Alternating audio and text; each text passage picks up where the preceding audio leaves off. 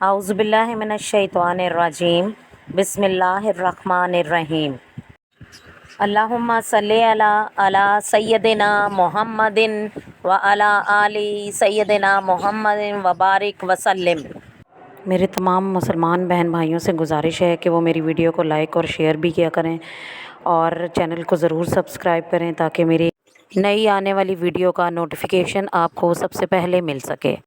صحیح بخاری حدیث نمبر 269 ترجمہ حضرت علی رضی اللہ تعالیٰ عنہ فرماتے ہیں کہ میری مرضی زیادہ خارج ہوتی تھی۔ میں نے ایک شخص مقداد رضی اللہ تعالیٰ عنہ سے کہا کہ وہ نبی کریم صلی اللہ علیہ وآلہ وسلم سے اس کا حکم پوچھے، اور میں خود پوچھتے ہوئے اس لیے شرماتا تھا کہ آپ کی صاحبزادی میرے نکاح میں تھی۔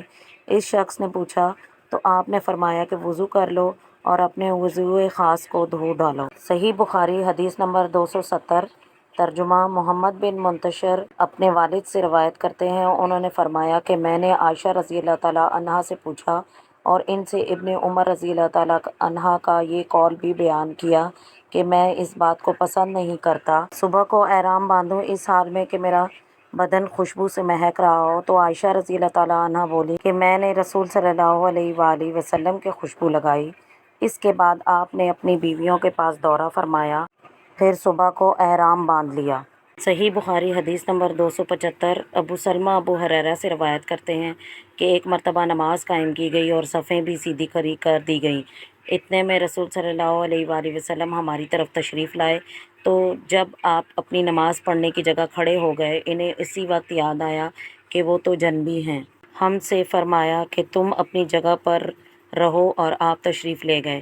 پھر جب آپ واپس آئے تو آپ کے سر سے پانی ٹپک رہا تھا۔ پھر آپ صلی اللہ علیہ وآلہ وسلم نے تکبیر تحریمہ کہی اور ہم سب نے آپ کے ہمراہ نماز پڑھی۔ صحیح بخاری حدیث نمبر 278 ابو ہریرہ رضی اللہ تعالیٰ عنہ نبی کریم صلی اللہ علیہ وسلم سے روایت کرتے ہیں کہ آپ صلی اللہ علیہ وآلہ وسلم فرماتے ہیں، بنی اسرائیل برہنہ غسل کیا کرتے تھے، ایک دوسرے کی طرف دیکھا جاتا تھا، اور موسیٰ علیہ السلام تنہا غسل کیا کرتے تھے۔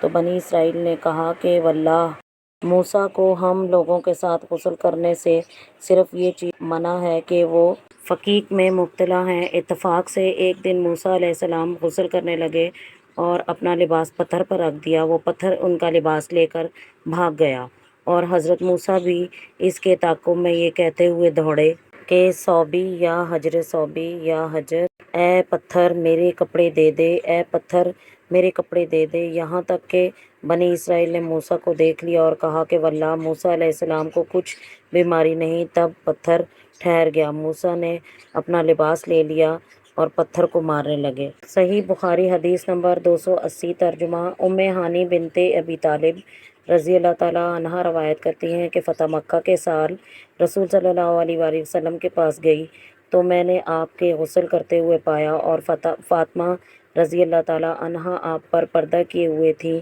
آپ صلی اللہ علیہ وسلم نے فرمایا، کون ہے؟ میں نے عرض کیا کہ میں ام ہانی ہوں۔ صحیح بخاری حدیث نمبر 282 ترجمہ ام المومنین ام سلمہ رضی اللہ تعالیٰ عنہا روایت کرتی ہیں کہ ابو طلحہ کی بیوی ام سلیم رضی اللہ تعالیٰ عنہا رسول اللہ صلی اللہ علیہ وآلہ وسلم کے پاس آئیں اور عرض کیا، یا رسول اللہ صلی اللہ علیہ وآلہ وسلم، اللہ تعالیٰ حق بات کہنے سے نہیں شرماتا، جب عورت کو احتلام ہو تو اس پر بھی غسل فرض ہے؟ تو رسول صلی اللہ علیہ وآلہ وسلم نے فرمایا کہ ہاں، اگر منی کی تری کپڑوں پر دیکھے تو غسل فرض ہے۔ صحیح بخاری حدیث نمبر 283 ترجمہ ابو ہریرہ رضی اللہ تعالیٰ عنہ سے روایت کرتے ہیں کہ مدینہ کے کسی گلی میں انہیں رسول صلی اللہ علیہ وآلہ وسلم مل گئے، اور ابو ہریرہ رضی اللہ تعالیٰ عنہ جنبی تھے۔ وہ کہتے ہیں کہ میں آپ صلی اللہ علیہ وآلہ وسلم سے علیحدہ ہو گیا اور جا کر غسل کیا، پھر آیا تو آپ صلی اللہ علیہ وآلہ وسلم نے فرمایا کہ اے ابو ہریرہ، تم کہاں چلے گئے تھے؟ ابو ہریرہ رضی اللہ تعالیٰ عنہ نے کہا، میں جنبی تھا اور ناپاکی کی حالت میں نے آپ کے پاس بیٹھنا مناسب نہیں سمجھا۔ آپ صلی اللہ علیہ وآلہ وسلم نے فرمایا، سبحان اللہ، مومن کسی حال میں نجس نہیں ہوتا۔ صحیح بخاری حدیث نمبر 286 ترجمہ ابو سلمہ رضی اللہ تعالیٰ عنہ روایت کرتے ہیں کہ میں نے عائشہ رضی اللہ تعالیٰ عنہ سے پوچھا کہ نبی کریم صلی اللہ علیہ وآلہ وسلم جنابت کی حالت میں سو جاتے تھے؟ وہ بولی کہ ہاں، صرف وضو کر لیتے تھے۔ صحیح بخاری حدیث نمبر 290۔